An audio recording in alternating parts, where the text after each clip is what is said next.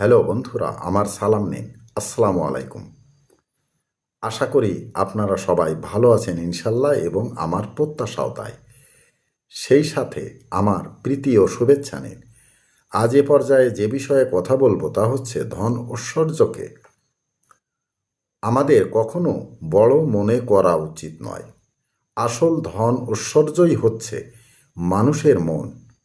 মন যার বড়, সেই আসল ধন ঐশ্বর্যের মালিক।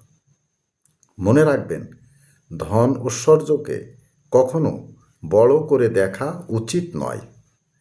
আসল ধন ঐশ্বর্যই হচ্ছে মানুষের মন। এ পর্যায়ে এখানেই রাখছি। ততক্ষণ পর্যন্ত সবাই ভালো থাকুন, সুস্থ থাকুন এবং নিরাপদে থাকুন। শুভকামনা নিরন্তর সবার জন্য সব সময়। ধন্যবাদ ফেসবুক মেটা, ধন্যবাদ সকল বন্ধুসহ সবাইকে। আবার দেখা হবে অন্য কোনো ভিডিওতে। আল্লাহ হাফেজ।